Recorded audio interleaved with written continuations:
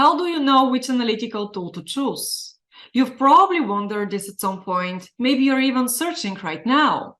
I had a client ask me this question just the other day, in fact. The right analytical tool can make all the difference in your team's performance. And it's not all just a matter of opinion either. First, though, there is an important step you should take before even begin your research. You need a strategy before you start looking at different tools and features.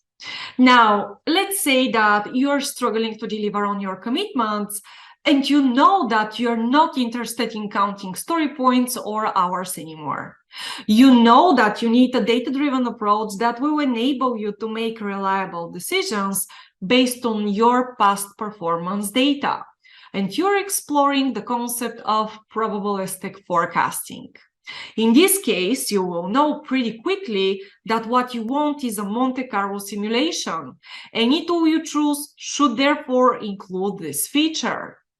If the tool you're looking at has burn-down charts and burn-up charts or anything else focused on time tracking, then you will know it's probably not the best tool for your chosen strategy. Here is another example. Delivering value to your customers faster boils down to managing the work and not the workers. It's a team effort. Therefore, evaluating individuals' performance is simply irrelevant and even has the potential to derail you from your objectives. So, if the tool you're looking at provides reports based on individuals' performance, then it's probably not the good fit for you. At the very least, the tool should include the option to disable that feature. If not, keep looking. Strategy comes first. The tools you choose should support your strategy. It's not the other way around. Having clarity on the long-term goals you strive to achieve will help you narrow down your choices. How do I decide which analytical tool to choose? I gave this question some thought and realized there are several key criteria to look for. Number one, effective onboarding process. You need data from your past performance to get actionable insights. However, without context, your charts are only static images. You have to be able to understand the meaning behind your data. That's why your tool should include an effective onboarding process that will help you get started quickly. The process should make it easy for you to comprehend how the tool works, what concepts does it implement, and how to read the data that you're seeing presented. Number two, data integrity. Your teams will only want to use a tool if they trust the data. If it's hard to get solid numbers that don't change over time and there isn't confidence in the data, that's when teams tend to not rely on it and eventually abandon it. If there are two people looking at the same data, having the same configuration, and they're both seeing different results, that's certainly a red flag. Always look for a tool that's reliable, have good data integrity, is easy to use, and that teams would want to use. Number three, community. You know how it's easier to learn about something when you have someone else to go to for questions? A great community will help you level up your skills and knowledge because you can start a conversation anytime you're confused or are experiencing a challenge, especially for the very specific situations that pop up.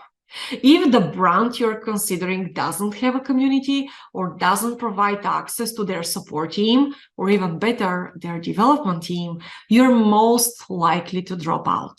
There must be a lot of goodwill, and the team behind the brand should be responsive in terms of improving the tool. Bonus points if the package also includes other knowledge components like Q&A sessions and master classes.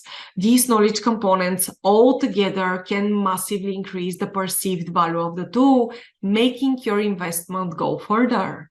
And speaking of investment, number four is reasonable pricing. When it comes to pricing, the tool should be predictable and scalable.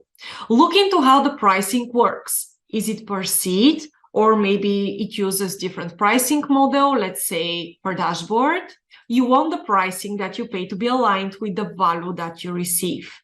A priority plan that's based on the number of words you analyze and not the number of people you add allows you to make a cost-effective, low-risk decision that you can scale once you get it integrated within your organization. And number 5 comes as a bonus, an Agile roadmap. While not essential, it's awesome if you can find a tool provider who also shares an Agile roadmap with their customers, especially if your own goal is to improve your business agility.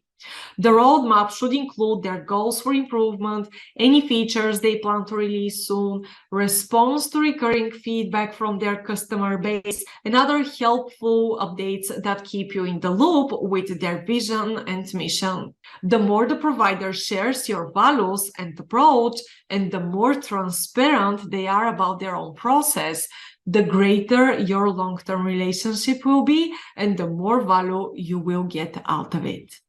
And if you need something further to consider, NAIF offers all the criteria we've discussed here, and it's helped managers around the world use data-driven insights to deliver value to their customers faster, meet their commitments, and continuously improve their processes.